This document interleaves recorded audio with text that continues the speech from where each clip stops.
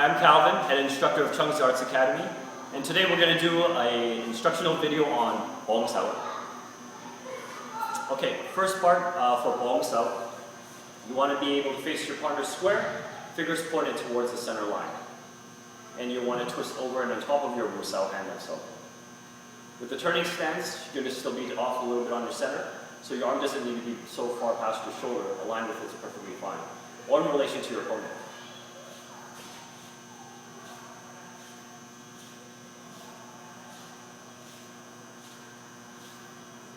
For this portion of Bong Sau, we're going to be focusing on drilling and working on timing and coordination.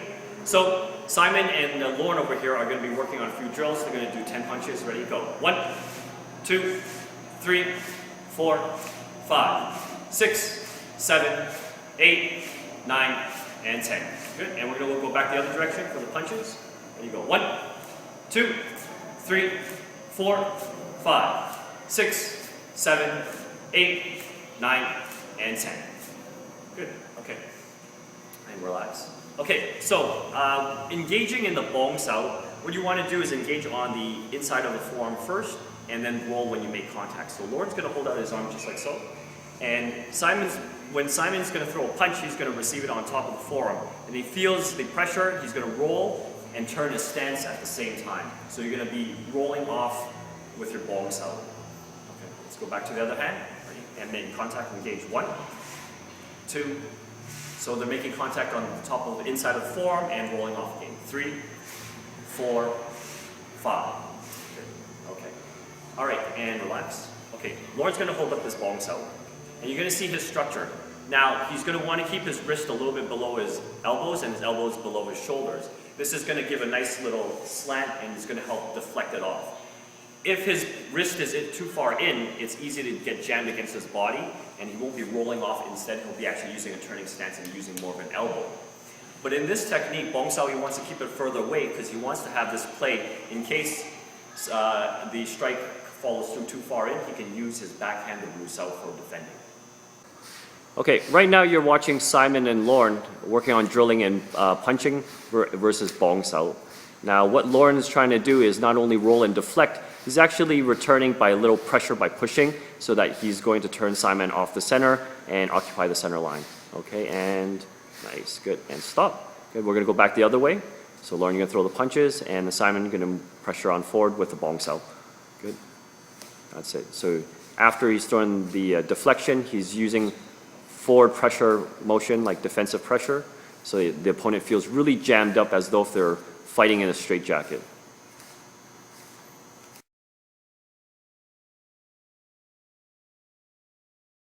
So we're going to be using Bong Sau in my Saan Jong type of positioning for deflection against Tanda. What Lauren's going to do is going to step in with the Tanda and Simon's going to defend and deflect with the Bong Sau. We're going to do a set of 5. 1, 2, 3, 4, and 5.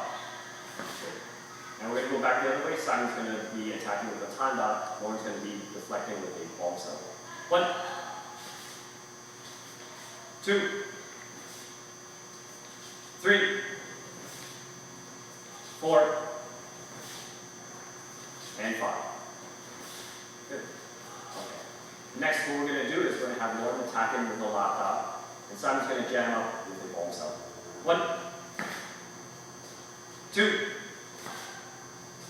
3, 4, and 5. Okay. And we're going to go back the other way. Simon's going to work on the lata, Lauren jam up with the Bong Sau. 1, 2, 3, 4, and 5. Oh, good. In this particular situation, Simon's going to move in with, against with a Tanda and I'm going to use a Bong Sau. 1. I'm going to make sure I can turn my stance or have a little foot step back so that I have a good solid rooting and I can deflect off once again with first in the inside of the forearm and then rolling off to the outside edge. Okay.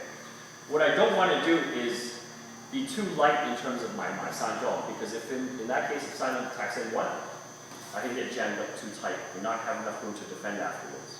And what happens if I'm too tight? Simon can grab my arms and pin down afterwards for an attack. So once again, I want to hold my Bong Sau in a way where I still have a lot of play here for countering and attacking afterwards. Okay? Simon's going to do the same thing. He's going to come in this time with a La Pa, one, and then jump up with Bong Sau. Okay? You have to try working on your sensitivity in this situation. What Simon's doing, he's stepping and grabbing at the same time. One, nice and slow, two, and jamming up. Now, sometimes you're going to be working with partners who have a lot of power, and they're going to really actually pull you in with the La Pa, one, and you're going to fall into it. Sometimes responding with Bong Sau will be very difficult in a sense. So what you're going to have to do is actually drive forward hard with the Bong Sau. And in this situation, using a high Bong Sau can work quite effectively. And go one, high, jamming up, back again, full power, two, one more time, and three. Okay, four. Okay, so keeping this solid space, you can jam it up and deflect it nice and solid.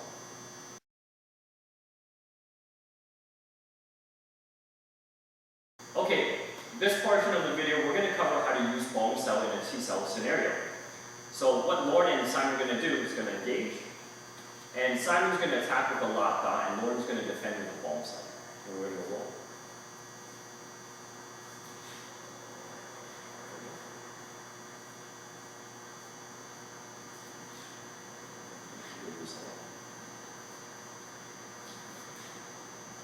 Two more times. Good. Last one. Good. Okay, we're going to go back the other way. Lauren's going to attack with a La Pa. Simon's going to block with a Bong Sau.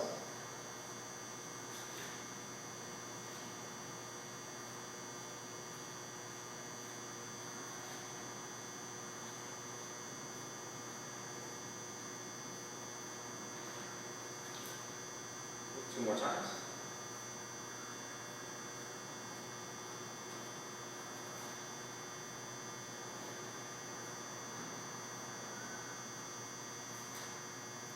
Okay. Now next, what we're going to do is we're going to have Simon and Chi Sau attack with a Kanda, and Lauren's going to defend with a Bong Sau. Set of five.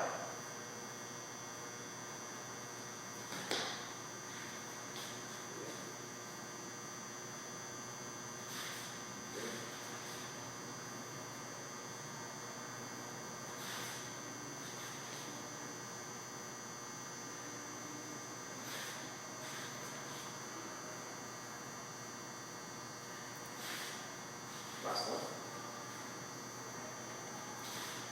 Good. And back the other way. Lauren's going to attack with a Kanda. Simon's going to defend with a Bong Sau.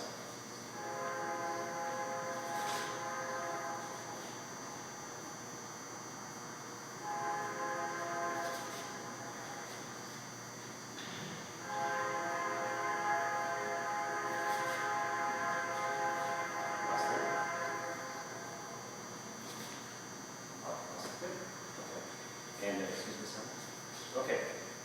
In a Chi Sau situation, Lauren is going to be working on a Kanda again, and I'll be defending with Bong Sau.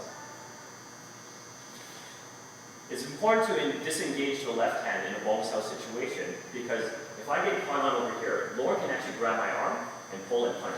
And this is going to jam up my Bong Sau a bit more. What he's doing is controlling my hips and shoulders and not going to have a very good turning situation. So, very important, once again, slowly attack with a Kanda. I want to roll out the Wu Sau in this situation so that I'm free with my shoulders and hips to turn.